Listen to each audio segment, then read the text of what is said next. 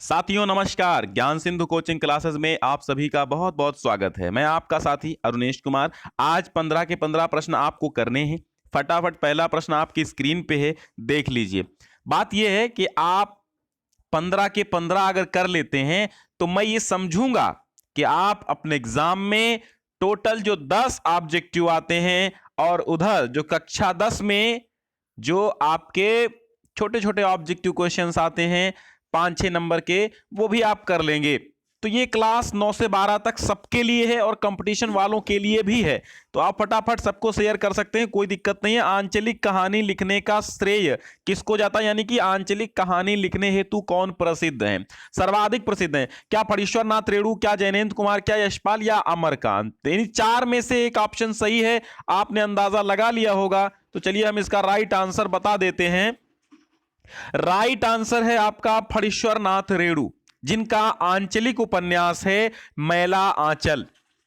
ठीक है, ठुमरी इनकी एक कहानी है, ठेस है, फणीश्वर नाथ रेणु की मैला आंचल है ना। तमाम आंचलिक कहानियां इन्होंने लिखा है। तीसरी कसम उर्फ मारे गए गुलफाम इनकी कहानी है। तो बहुत ही आंचलिक उपन्यासकार, आंचलिक कहानीकार जो थे वो आपके हैं फणीश्वर नाथ रेणु। अगला देखिए, अगला प्रश्न कहता है आपसे, अगला प्रश्न है आपका कि ब्राह्मण पत्रिका के संपादक कौन है, यानी ब्राह्मण पत्रिका से जो संबंधित व्यक्ति हैं वो कौन है। तो ब्राह्मण पत्रिका किस युग की है, ये बात। तो आपका प्रश्न तो ये है कि ब्राह्मण पत्रिका किस युग से संबंधित है, भारतेंदु युग से, छायावादी युग से, द्विवेदी युग से या फिर शुक्ल युग से। तो हम पहले तो ये आपको बता दे, देखो एक प्रश्न के साथ मैं कई जानकारी आपको देने की कोशिश करता हूं। तो ब्राह्मण पत्रिका, इसके संपादक जो थे वो पंडित प्रताप नारायण मिश्र थे। कौन थे? पंडित प्रताप नारायण मिश्र। अच्छा, तो अब ये पंडित प्रताप नारायण मिश्र जो थे वो किस युग के थे? तो आप सभी जानते हैं भारतेंदु युग के पंडित प्रताप नारायण मिश्र जो थे वो लेखक थे, साहित्यकार थे और ब्राह्मण पत्रिका इनसे संबंधित थी। तीसरा प्रश्न है, कुछ बच्चे क्या करते हैं, खुद ही प्रश्न समझ नहीं पाते हैं, इसके बाद वे कमेंट करते हैं कि सर आपने गलत बताया। बिल्कुल नहीं, मैं गलत नहीं बताऊंगा। जो प्रश्न गलत होगा मुझे बताना ही नहीं है, मैं तुरंत कह देता हूं। मैं वो वाला काम नहीं करता हूं कि आपके साथ धोखा किया जाए। धोखा किसी प्रकार का नहीं होगा। यहां पर जिसमें हमको डाउट होता है वो प्रश्न मैं तुरंत बता देता हूं कि इसमें डाउट है, आप इसको देख लीजिएगा। लेकिन नहीं, मैं डाउट वाले क्वेश्चन नहीं करवाता हूं। ये लोग भ्रमवश कुछ अपनी गलतियों की वजह से हमको गलत ठहरा देते हैं, ऐसा नहीं है। ठीक है, गलत होगा तो मैं क्यों ही बताऊंगा, मुझे कोई इनाम तो मिल नहीं रहा है आपका गलत बताने का, तो गलत बताने से कोई मतलब नहीं है, मैं नहीं बताऊंगा। अब देखिए, साधना के गद्य गीतकार हैं। साधना, ये साधना गद्य गीत है, इसके लेखक कौन है? अज्ञेय हैं, तेज नारायण हैं, राय कृष्णदास हैं या फिर देश नंदिनी डालमिया है? देश नंदिनी डालमिया है। तो आपका राइट आंसर जो है, आपने उत्तर तो छांट लिया होगा आपका अपना, मैं राइट आंसर बताता हूं, सी। इसका सी ऑप्शन राइट आंसर है, राय कृष्णदास। ठीक है, आगे चलिए। चौथा प्रश्न आपका है रूपक रहस्य। आप चाहें तो स्क्रीनशॉट लेते रहें और अगर आप स्क्रीनशॉट नहीं ले रहे हैं तो मैं ये टेलीग्राम पर पीडीएफ भेज दूंगा। रूपक रहस्य के लेखक कौन है? बार बार मैं इसकी चर्चा भी कर चुका हूं और जो 115 प्लस हमने ऑब्जेक्टिव दिए थे उसमें भी चर्चा हो चुकी है। बहुत सारे ऑब्जेक्टिव रिलेटेड वीडियोस पड़े हुए हैं और आगे हम देने की कोशिश कर रहे हैं। मॉडल पेपर, अनसॉल्व पेपर सब कुछ करवा रहे हैं। 2021 के कोविड-19 सिलेबस वाले सारे पेपर में कोशिश कर रहा हूं फुल दे दूं हिंदी के। रूपक रहस्य के लेखक रामचंद्र शुक्ल हैं, वियोगी हरि हैं, बालकृष्ण भट्ट या फिर श्याम सुंदर दास हैं? तो अब तक आपने अपना प्रश्न चूज कर लिया होगा, तो आपको हम उत्तर बता दे रहे हैं। जो रूपक रहस्य है वो आपका डी ऑप्शन सही हो जाएगा, श्याम सुंदर दास। ठीक है बच्चों, Shyam Sundar Das, D is the right answer. Dwivedi युग के लेखक कौन है? पांचवा प्रश्न आपकी स्क्रीन पे कि द्विवेदी युग के लेखक कौन है? क्या गे हैं, रामचरण गुप्त हैं, सरदार पूर्ण सिंह हैं या फिर हजारी प्रसाद द्विवेदी हैं? तो राइट आंसर आपके मन में होगा, मैं राइट आंसर बताता हूं। द्विवेदी युग के लेखक सरदार पूर्ण सिंह हैं। ठीक है, आगे तो जानते हैं प्रयोगवादी हैं और हजारी प्रसाद द्विवेदी शुक्ल युग के लेखक हैं। छठा प्रश्न आपकी स्क्रीन पे है कि मोहन राकेश का निबंध संग्रह, और शायद आप थंबनेल पर भी ये प्रश्न देखे होंगे कि मोहन राकेश का निबंध संग्रह कौन सा है? मोहन राकेश का निबंध संग्रह आलोक पर्व है, रसज्ञ रंजन है, पूर्वोदय है या फिर बकलम खुद है। चलिए, तो आलोक पर्व सभी जानते हैं, आलोक पर्व हजारी प्रसाद द्विवेदी का है, रसज्ञ रंजन महावीर प्रसाद द्विवेदी का है। बकलम खुद जो है डी वाला, ये राइट आंसर है, डी वाला राइट आंसर है। मोहन राकेश का निबंध संग्रह बकलम खुद है। ठीक है, बकलम खुद याद रखिएगा, बकलम खुद। सातवां प्रश्न आपका कह रहा है कि रेखा चित्र विधा पर आधारित रचना है। बेहद इंपॉर्टेंट प्रश्न है ये, कम से कम 4 बार 5 बार बोर्ड परीक्षा में आ चुके हैं। मैं वो लेकर के आपके सामने आता हूं, ऐरे गहरे प्रश्न नहीं लाता हूं, इसलिए इनको एक बार शेयर जरूर कर देना। मैं बार बार आग्रह नहीं करता हूं, फिजूल की बातें नहीं करता हूं। आप देखिए, रेखा चित्र विधा पर आधारित, सीधे सीधे बात काम की जाए तो बेहतर रहता है। रेखा चित्र विधा पर आधारित रचना कौन सी है? मुद्रा राक्षस है, अतीत के चलचित्र है, साहित्यालोचन है या फिर अंतरिक्ष यात्रा है। तो दोस्तों आप सभी जानते हैं कि छायावाद की लघुत्रयी में शामिल होने वाली 3 वर्मा है, डॉक्टर राम कुमार वर्मा, भगवती चरण वर्मा और तीसरी है महादेवी वर्मा। तो अतीत के चलचित्र की लेखिका तो आप जानते हैं महादेवी वर्मा है। कौन है? महादेवी वर्मा। लेकिन यह विधा कौन सी है? रेखा चित्र। तो रेखा चित्र विधा यानी बी ऑप्शन आपका राइट हो जाता है कि रेखा चित्र अतीत के चलचित्र हैं, जो कि महादेवी वर्मा इसकी लेखिका है। 8वां प्रश्न है, कठिन काव्य का प्रेत कहे जाते हैं? महाकवि भूषण, घनानंद, केशव, द्विजदेव, जायसी कौन है जो कठिन काव्य के प्रेत कहे जाए? तो एक मैं उनसे रिलेटेड और भी एक पॉइंट आपको दे देता हूं। वो पॉइंट ये है कि जो कठिन काव्य के प्रेत हैं, उन्होंने ही एक ऐसी रचना की है जिसको छंदों का अजायब घर कहा जाता है। क्या कहा जाता है? छंदों का अजायब घर। छंदों का अजायब घर उस रचना को कहा जाता है। और वो रचना मैं बता दूं आपको, रामचंद्रिका है। रामचंद्रिका जो रचना है, यानी उसको छंदों का अजायब घर कहा जाता है। और कठिन काव्य के प्रेत केशवदास हैं, तो केशवदास की रामचंद्रिका है। रामचंद्रिका केशवदास की रचना है। ठीक है, और इसी को छंदों का अजायब घर कहा जाता है और कठिन काव्य का प्रेत केशव को कहा जाता है। राइट आंसर आपको 2 क्लियर हो गए। यहां पर 2 प्रश्न बन गए, तो एक प्रश्न से हम 2 प्रश्न बना रहे हैं, तो 15 प्रश्न करेंगे आप, तो 30 प्रश्न आपके हल हो रहे हैं। आगे देखिए, छायावाद की मुख्य विशेषता क्या है? छायावाद की मुख्य विशेषता क्या है? प्रकृति का मानवीकरण, यथार्थ चित्रण, युद्धों का सजीव वर्णन या फिर भक्ति की प्रधानता? भक्तों नहीं, भक्ति है, यहाँ पे भक्ति की प्रधानता। तो आप जानते हैं छायावाद में भक्ति का कोई स्थान नहीं था, युद्धों का सजीव कोई वर्णन नहीं था, यथार्थ चित्रण बहुत ही कम था, रहस्यवादी भावना कूट कूट कर भरी हुई थी। तो ए इज द राइट आंसर है, यानी कि प्रकृति का मानवीकरण के रूप में बड़ा कायदे से चित्रण हुआ छायावाद में। ठीक है, प्रकृति के सुकुमार कवि जो थे वो पंत थे, और पंत छायावादी कवि थे। ठीक है, और प्रकृति को लेकर के ही निराला ने भी कहीं कहीं लिखा और कहीं कहीं महादेवी वर्मा ने भी लिखा।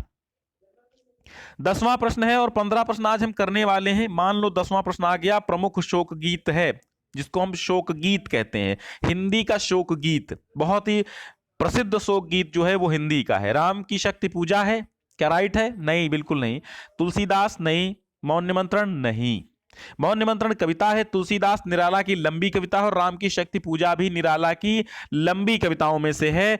सरोज स्मृति ये एक शोक गीत है। क्या है? शोक गीत। मतलब जाना तो अर्थो गमो पाए, पर रहा सदा संकुचित काय, है ना। कन्ने गत कर्मों का तर्पण, कर सकता मैं तेरा अर्पण। तो ये सरोज स्मृति है। सरोज स्मृति निराला की कृति है, ये शोक गीत की श्रेणी में आती है। और सरोज नाम की एक बिटिया थी निराला जी की, जो 18 वर्ष के समाप्ति अर्थात 19वां वर्ष लगते ही पंचतत्व में लीन हो गई थी। उसी के शोक में, उसी के स्मृति में ये गीत लिखा गया। तो उन्हीं उसकी कहानी भी है और साथ में अपने आत्मकथा भी उसमें एक प्रकार से निराला जी ने समाहित की है। तो शोक गीत जो सरोज स्मृति है, बहुत ही मुझे अच्छा लगा, मैंने पढ़ा, बहुत ही अच्छा शोक गीत है, बहुत ही मतलब भाव विभोर उठता है पाठक। चलिए, अनाम दास का पोथा। अनाम दास का पोथा के रचनाकार कौन है? महावीर प्रसाद द्विवेदी, रामधारी सिंह दिनकर, भारतेंदु हरिश्चंद्र या फिर हजारी प्रसाद द्विवेदी? तो आप जानते हैं बाणभट्ट की आत्मकथा और अनाम दास का पोथा। बात एक है, जो बाणभट्ट की आत्मकथा के लेखक हैं वही इनाम दास की पोथा के लेखक हैं। तो हजारी प्रसाद द्विवेदी है, आप महावीर प्रसाद में मत जाइएगा क्योंकि इनमें बहुत बड़ा अंतर है। हजारी प्रसाद द्विवेदी का 1907 के आसपास जन्म हुआ, जबकि महावीर प्रसाद द्विवेदी का 1883 वगैरह में के आसपास हुआ, मुझे कंफर्म नहीं है, लेकिन बहुत ही छोटे थे हजारी प्रसाद द्विवेदी महावीर प्रसाद द्विवेदी से। द्विवेदी युग के प्रारंभिक और द्विवेदी युग के प्रवर्तक महावीर प्रसाद द्विवेदी थे, और हजारी प्रसाद द्विवेदी तो भैया शुक्ल युग में आए थे। तो बड़ा अंतर है, लेकिन लोग जो है इनको भाई भाई समझ लेते हैं, एक युग का समझ लेते हैं, एक स्थान का, लेकिन ऐसा नहीं है। महावीर प्रसाद द्विवेदी अलग थे और हजारी प्रसाद द्विवेदी अलग हैं। ये हजारी प्रसाद द्विवेदी शुक्ल युग के लेखकों में शामिल हैं, ठीक है, सम्मिलित हैं, और जो महावीर प्रसाद द्विवेदी थे उन्हीं के नाम से पूरा का पूरा द्विवेदी युग चला था। तो ये बहुत बड़े थे और ये बहुत छोटे थे। चलिए आगे देखते हैं। तो डी वाला ऑप्शन इसका सही है। प्रगतिशील लेखक संघ की स्थापना कब हुई थी? हालांकि इसका थंबनेल किसी दूसरे वीडियो में लग गया था, उस पर अन्यथा मत लीजिएगा। तो प्रगतिशील लेखक संघ की स्थापना वो गलती से हुआ था। प्रगतिशील लेखक संघ की स्थापना कब हुई थी? तो मैं एक 2-3 पॉइंट यहां पर क्लियर करना चाहता हूं। इसको अंग्रेजी में क्या कहते हैं? प्रोग्रेसिव राइटर्स एसोसिएशन, PWA, यानी प्रलेस, और शॉर्टकट में प्रलेसम भी कहते हैं इसको, प्रलेस, ठीक है, प्रलेस भी कहते हैं। तो अगर ये चीजें भी आ जाती हैं, ये चीजें भी आ, तो आप चिंता मत कीजिएगा। PW तो प्रोग्रेसिव राइटर्स एसोसिएशन हो जाएगा और प्रगतिशील लेखक संघ हो जाएगा। इसके जो अध्यक्ष थे, इसके प्रथम अध्यक्ष थे आपके प्रेमचंद। कौन थे? प्रेमचंद, ठीक है, प्रेमचंद इसके प्रथम अध्यक्ष थे।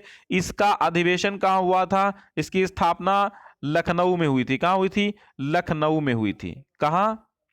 लखनऊ में हुई थी, ठीक है, लखनऊ में। अब इसका आपको बताना क्या, 3-4 बातें यहां पे क्लियर हो गई। इसके प्रथम अध्यक्ष प्रेमचंद थे, मुंशी प्रेमचंद, और लखनऊ में इसकी स्थापना हुई थी। अब इसमें आपको सन बताना है, तो आपने चूज कर ही लिया होगा, तो मैं बता देता हूं राइट आंसर 1936 ईस्वी है। ये ए वाला ऑप्शन बिल्कुल सही हो जाता है, 1936 ईस्वी, ठीक है। 13वां प्रश्न आपकी स्क्रीन पे है और कहता है कि जगन्नाथ दास रत्नाकर की रचना निम्न में से कौन सी है? यशोधरा है, रस क्लास नहीं है भैया, रस कलश है, ठीक है, इसको रस कलश कर लीजिएगा, रस कलश। आंसू है, उद्धव शतक है, कौन है? तो राइट आंसर बता देते हैं। देखिए यशोधरा तो मैथिली शरण गुप्त की है, रस कलश हरिऔध की है, आंसू जयशंकर प्रसाद की है। C option is the right, यानी जो सी है वो जगन्नाथ दास रत्नाकर का उद्धव प्रसंग है, उसी में उद्धव शतक है, ठीक है। 14वां प्रश्न बहुत ही अच्छा प्रश्न है और कई प्रश्न इसमें समाहित हैं। मैं ऐसे ही प्रश्नों को टाइप करता हूं कि मतलब उसमें एक प्रश्न में कई प्रश्न बना सकूं और बन जाएं। अनामिका, परिमल, गीतिका, तुलसीदास, इन सबकी इन सबके रचनाकार कौन है? तो इसकी एक ट्रिक भी हम बना देते हैं। अपगीतु, अपगीतु, अपगीतु क्या है? अपगीतु। आ से अनामिका, पा से परिमल, गी से गीतिका और तू से तुलसीदास, और इन चारों रचनाओं के रचयिता एक हैं, ठीक है। तो आप समझ गए होंगे। डी वाला सभी बच्चों ने सही किया होगा, डी राइट आंसर है। सूर्यकांत त्रिपाठी निराला, जिन्होंने अनामिका, परिमल, गीतिका और तुलसीदास जैसी प्रसिद्ध रचनाएं लिखी। अपगीतु इसकी ट्रिक याद कीजिएगा, एक बार फिर से कमेंट में लिखिए अपगीतु। निम्न में से जयशंकर प्रसाद की रचना कौन सी है? अंतिम प्रश्न है, लेकिन ये यहीं पर समाप्ति नहीं है, दी एंड नहीं है, दी एंड नहीं होना है। ये अंतिम प्रश्न हो सकता है, लेकिन अंतिम वीडियो नहीं हो सकता, ना ही अंतिम आपका ये क्लास हो सकता है, बिल्कुल नहीं। किसी भी क्लास का अंत कभी नहीं होना है, जब तक ईश्वर बनाए हुए हैं हम सभी को, तब तक क्लास का अंत नहीं होना है। रेगुलर चलती रहेंगी, जब तक आप हमारे साथ हैं हम आपके साथ बने रहेंगे। निम्न में से जयशंकर प्रसाद की रचना कौन सी है? आंसू, लहर, झरना, यामा, कामायनी वगैरह। तो नहीं है की बात हो रही है यहाँ पे, ये भी ध्यान दीजिएगा, नहीं है बोला जा रहा है। आप कुछ बच्चे पढ़ने में दिक्कत कर जाते हैं, तो नहीं है, ठीक है, नहीं है। बाकी 3 है, एक नहीं है। तो आंसू, लहर, झरना, ये 3 तो ही है। तो आपको राइट आंसर डी लगाना है। ये डी किसकी है? यामा महादेवी वर्मा की है। यामा पे ज्ञानपीठ पुरस्कार मिला था, चिदम्बरा पे पंत को मिला था। ये भी चीजें ध्यान रखिएगा आप, ठीक है। चलिए तो आज का यहीं पर समापन करते हैं आज की क्लास का, और फिर मिलते हैं अगले वीडियो के साथ, अगली क्लास के साथ। तब तक के लिए नमस्कार।